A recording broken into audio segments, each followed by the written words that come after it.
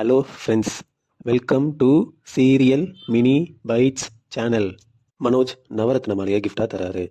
ரோஹிணி பாட்டிக்கிட்ட என்னோட கிஃப்ட்டு அப்படின்னு ஆரம்பிக்கிறாங்க. பாட்டி அதுக்கு மேக்கப் தானே அப்படின்னு சொல்கிறாங்க. ரவி கேக் தான் என்னோட கிஃப்ட்டு பாட்டி, இதில் சுகர் இருக்கிறவங்க கூட சாப்பிட்லாம், அதனால இதுக்கு நான் நாச்சியார் கேக்குன்னு கூட பேர் வச்சுருக்கேன்.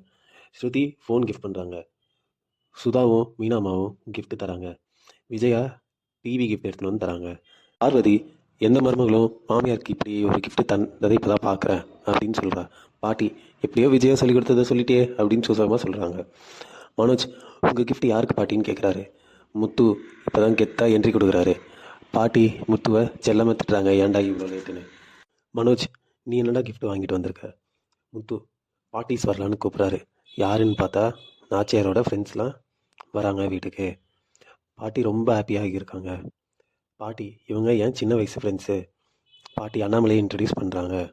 முத்து பாட்டி ஸ்கூல் டேஸ் திரும்ப வந்துருச்சு போலன்னு சொல்கிறாரு. அதில் ஒரு பாட்டி முத்து ரொம்ப நல்ல பையனாக இருக்கான் அப்படின்னு சொல்கிறாங்க. அப்புறம் பேரங்களை இன்ட்ரடியூஸ் பண்ணுறாங்க. விஜயா நீ ஒல்லியாக தானே இருந்த, இப்போ பெருத்து போயிருக்கன்னு ஒரு பாட்டி சொல்கிறாங்க. பேத்திங்களை இப்போ இன்ட்ரடியூஸ் பண்ணுறாங்க. எல்லாம் கேக் வெட்டுறாங்க. மீனா தங்கமான பொண்ணுன்னு பாட்டி சொல்கிறாங்க. ஸ்ருதி டப்பிங் ஆர்டிஸ்டாக இருக்குன்னு சொல்கிறாங்க. நாச்சியா இப்படி பளபளன்னு இருக்கியே, எல்லாம் என் மூத்த மருமகளோட வேலை அப்படின்னு சொல்கிறாங்க. மீனா எனக்கு தெரியாமல் இவ்வளோ பண்ணி வச்சுருக்கீங்களே, என்கிட்ட சொல்லியிருக்கலாம்லன்னு கேட்க, முத்து ஆனால் நீ உளறி வச்சிருவியே பாட்டிக்கிட்ட அப்படின்னு சொல்கிறாரு. பாட்டி ரொம்ப சந்தோஷமாக இருக்காங்க. மனோஜ் முத்து இப்படி பண்ணிட்டானேன்னு ஃபீல் பண்ணுறாரு. நான் முத்துக்கிட்ட நானும் ஒன்று பண்ணியிருக்கேங்க, அவங்களோட நினைவே வீடியோ எடுத்திருக்கேன்னு சொல்கிறாங்க. முத்து டிவியில் எல்லாரும் வீடியோ பார்க்கலான்னு கூப்பிட்றாரு.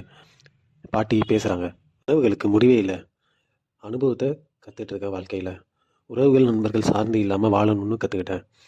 அதிக ஆசை இல்லாமல் இருந்திருக்கேன்.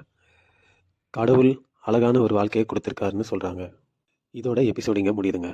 நாளைக்கு முத்து கவரிங் நகை எடுத்து எல்லார்கிட்டையும் காட்டுறாருங்க.